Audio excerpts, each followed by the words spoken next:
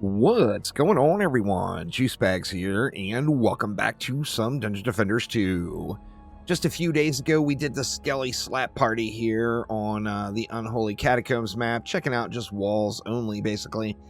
And it would just not be right without giving the doggos a time to shine. Now, I have zero doubts on this build at all, even though I have never done it before. Because the dogs are just going to be slightly better than what the Skellies were able to do. So we're going to see what we can get in here and see if we can't actually add in a little frosty power as well, maybe. That was suggested on live stream over the weekend. I don't remember who suggested it. I think it may have been its Nemesis. I'm not positive, though. I do apologize if it was somebody else, but I just don't remember who said it would be a cool idea. So we're going to start off just getting the doggos set up, though. So we got 3 dogs. I've got the standard issue build, rebounding, juggernaut, and automation with accumulator hardened and defense rate. And what else do we want to do here? Well, let's just get the dogs down first and see what we're going to have left. Of course, the dogs being a little bit more expensive than those orcs, so I might not have enough DU to do what I want. But we will find out here in a moment. Let's get those guys down. Oops, wrong beam. Let's go with a reflect beam instead. And then we'll rinse and repeat over here as well.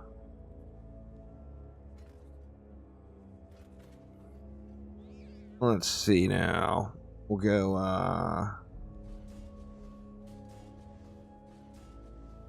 something along those lines. Just get the same setup on every lane. Reflect. I didn't put a boost star over on that other side. We'll get the boost down to, yeah, see, I'm just not going to have enough. In fact, there's not even enough to do anything for flyers. So I mean, I'll just shoot the flyers, but I guess just to be safe, we can go something like a Frost Strike Aura as last resort, which should help out, but I don't think that's really going to be necessary. We've got enough mana to hit up a few of the dogs. Let's get the 2 outside dogs upgraded.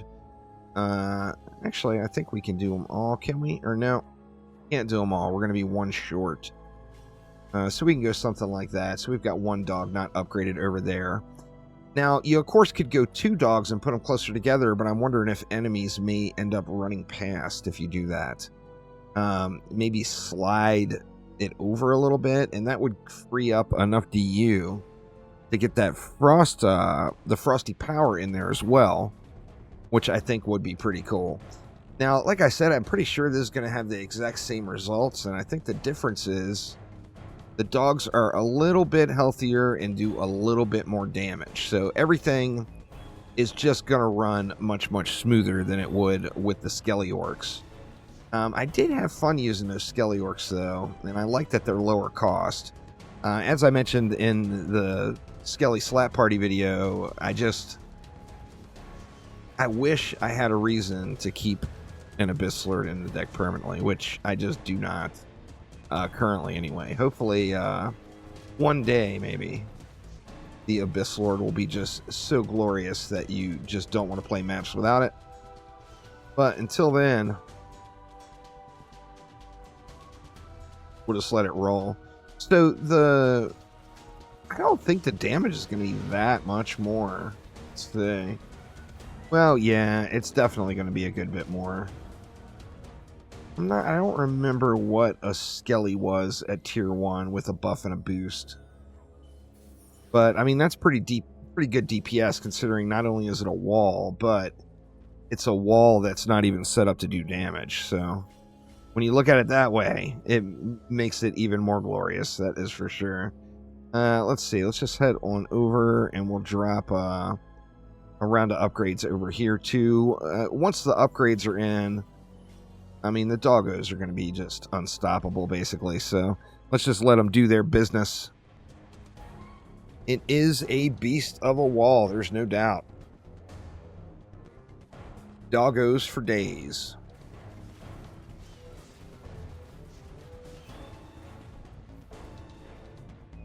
What is another good spawn camp build for something like this? Or what map? I'm not sure how many maps would be really good for that. You know, and obviously this isn't, the mobs burn slow, so it's not like an effective strategy for farming. You know, obviously you would get wins, but you're not going to be like running as many maps per hour as you could if you used some dedicated damaging defenses. But it is fun giving those doggos a little more time to shine even brighter than they already do. That is for sure. Sure to keep up on these flyers since I don't really have any anti-air down anywhere.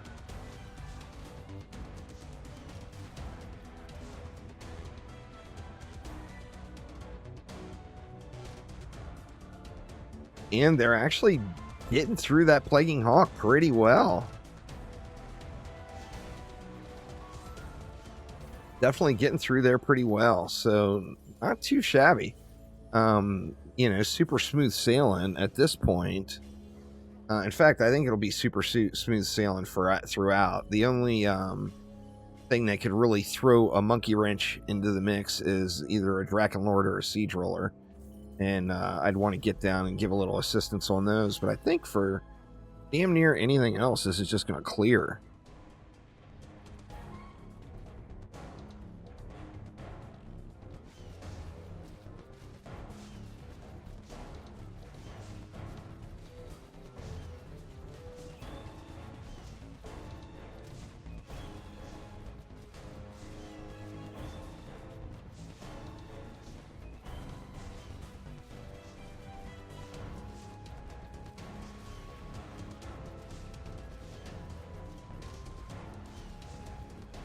Yeah, it's just smooth sailing. In fact, I'm going to try to AFK it out here until the final wave. So let's just go ahead and jump on forward here to wave number 5 and see if that's possible. And of course, as soon as I say that, a Drakenlord shows up.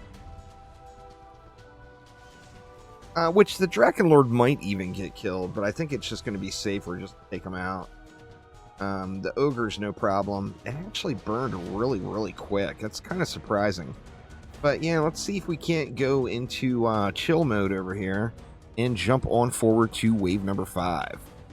Well, this is kind of interesting. I actually did that. I completely left the room, actually.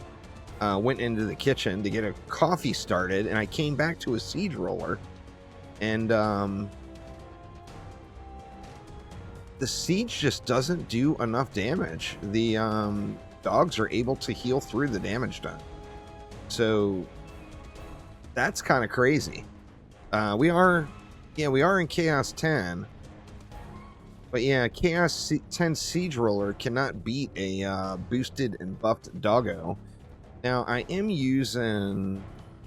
What was I... Am I using boosted blockade on my Boostar as well? Maybe I am. Yeah, okay. I got boosted blockade on there.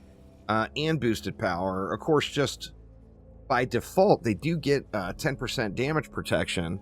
And if you upgrade, that actually goes up. So, I mean, you can make these things super invincible. So they got 20% damage protection there. Then, in addition to that, they got 30% damage protection from hardened. And they've got 20% damage resistance from Juggernaut, and then you've got the avoidance from Rebounding Strike, which you combine all that together, and it's going to make it so your dogs are just completely unstoppable.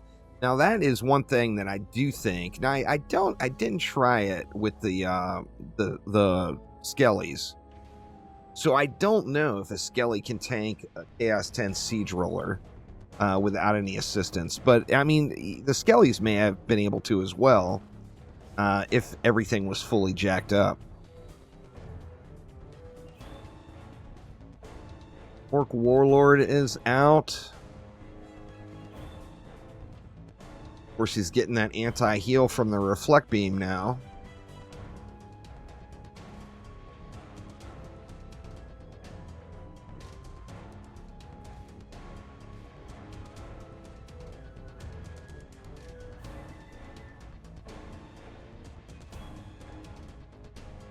Yeah, the Orc War, I mean, it's not fast, but it is getting killed.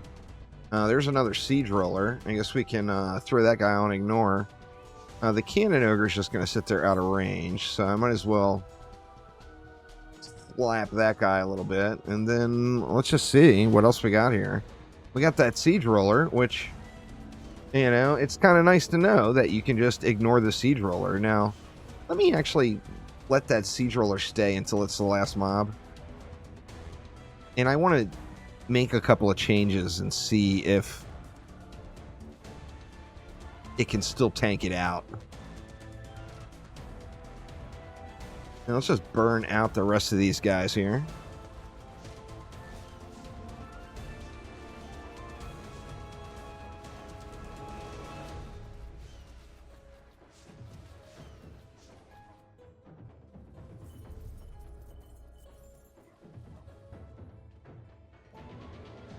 Let's see what we got over here too. We got somebody over here. That's a... was that a Plaguing Hawk? I'm not sure. We got some flyers. Let's get the flyers out of the way. Alright, so all we've got left is the Siege Roller now. Now, if we got rid of the Boostara, let's see what happens. It's actually... it's fully upgraded now too, which is so huge. What about the Buff Beam?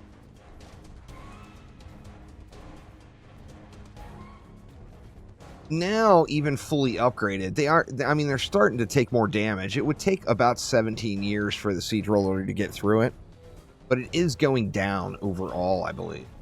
Oh, actually, it just went up. So I guess it depends on Rebounding Strikes and how often it procs. If Rebounding Strikes is procking, the dog is just going to heal itself back up higher than what the Siege Roller is capable of doing. Now, once again, that's with full upgrades. Let me see. What about with not full upgrades? Get rid of this guy too here.